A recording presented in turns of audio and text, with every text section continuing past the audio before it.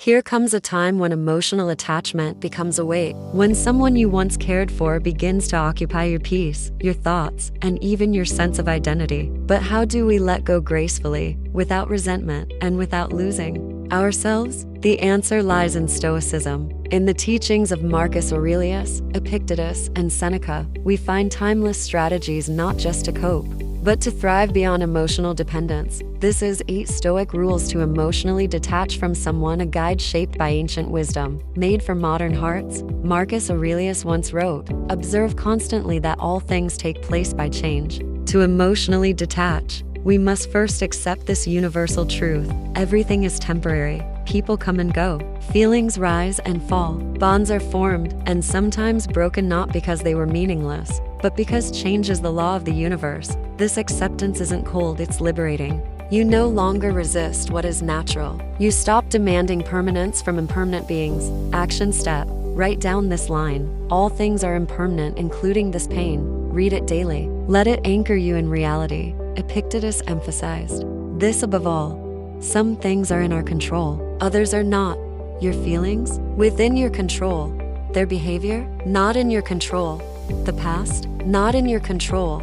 Your present mindset? Absolutely yours. Emotional attachment often grows from trying to control the uncontrollable, like hoping someone will change, return, or understand. Let go of the illusion of control. Grasp what is yours: your perception, your thoughts, your responses. Action step: create 2 columns, in my control and not in my control.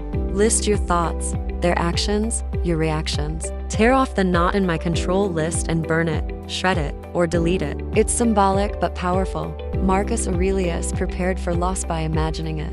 This was not pessimism, it was armor for the soul. Close your eyes and imagine life without that person. What would change? What would remain? You may feel grief but also clarity. Negative visualization teaches your mind to face the worst, not to fear it, but to become familiar with it. By rehearsing the pain mentally, you weaken its sting emotionally. Action step: each morning, reflect. What if today, this person disappeared from my life? Not to scare you, but to prepare you. Then, move forward with gratitude and strength. Emor fati means love your fate. Not just accept it, love it. If someone has left, or changed, or harmed you, this is now part of your story. Stoicism invites you not to curse the event, but to embrace it as something necessary for your growth. Marcus Aurelius believed everything happens for a reason, if not externally, then internally. To refine our character, ask yourself, what is this experience teaching me about attachment, self-worth, or inner strength? Action step: repeat this mantra daily. I do not merely accept what happens, I welcome it.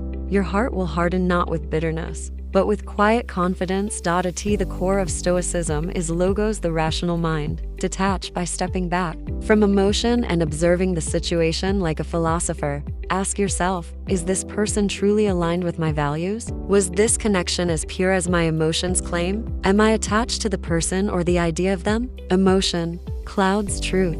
Logic reveals it. When you use reason to examine the relationship, you often realize what you clung to was not them, but what they represented: love, validation, attention, a story.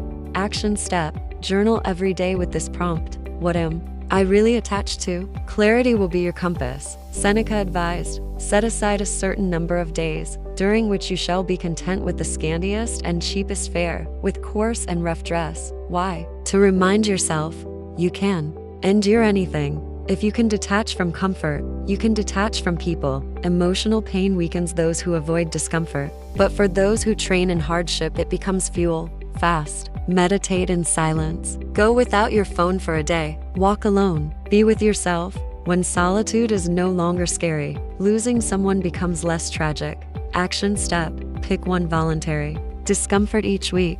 Embrace it, not to suffer but to strengthen. Marcus Aurelius wrote, the universe is change. Our life is what our thoughts make it. You must rewrite the story. Don't say, they broke me. Say, they revealed my weakness and I'm rebuilding stronger. Don't say, I can't live without them. Say, now I will learn to live with myself. Your narrative shapes your emotional reality. Use it wisely. Action step: write a letter not to them, but to yourself from the future.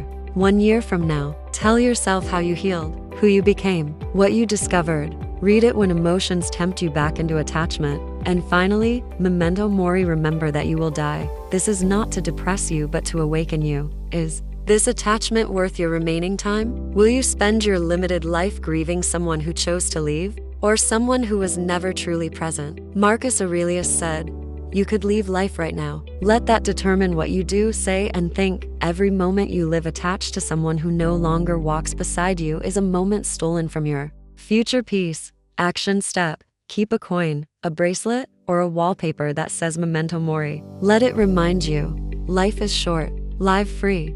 Detachment is not coldness. It's not apathy.it is freedom.it is the ability to say, "I love you, but I do not depend on you." It's a power born from wisdom, not from walls. From clarity, not from avoidance. Marcus Aurelius taught us to live in harmony with nature, and nature moves forward. So must you.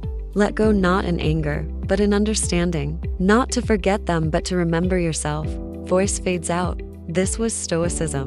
This was strength. This was your first step toward emotional liberation.